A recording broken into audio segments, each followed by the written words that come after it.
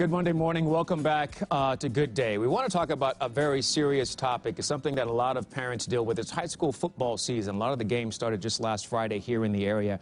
We're joined by some very special guests. This is Brian and Kathy Haugen. They're from Florida, Niceville, Florida. We'll talk about that in a second. That is Scott Carroll. He has a son that's going to Davis High School as we speak. 8 years ago on this very day, Brian, your son Taylor was playing in a football game in Florida. Tell me what happened, please.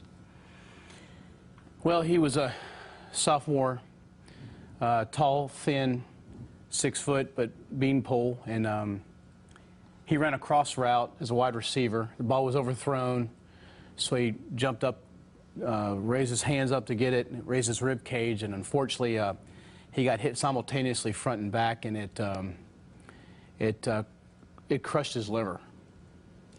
Kathy, what did your family do after that to try to help Taylor? Go to the hospital?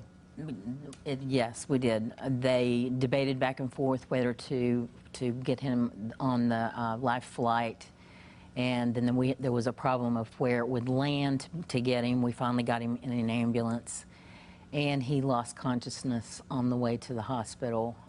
He went under several surgeries, but he had lost way too much blood before.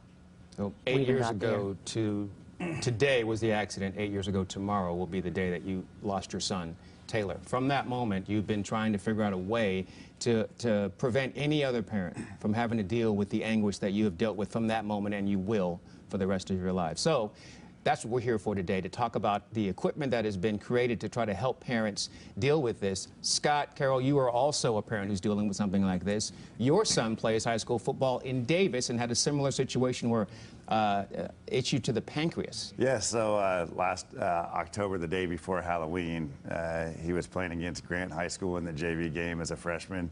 Just like Taylor, tall, thin. At that point, he was 5'10", 140 pounds.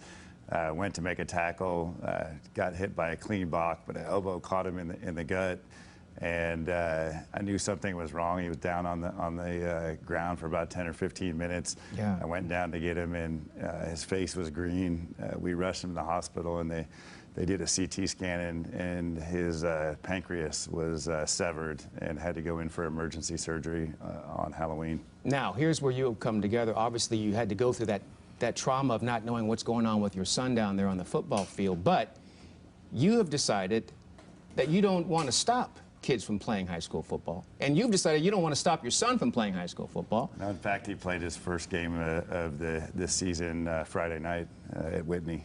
And everything went well.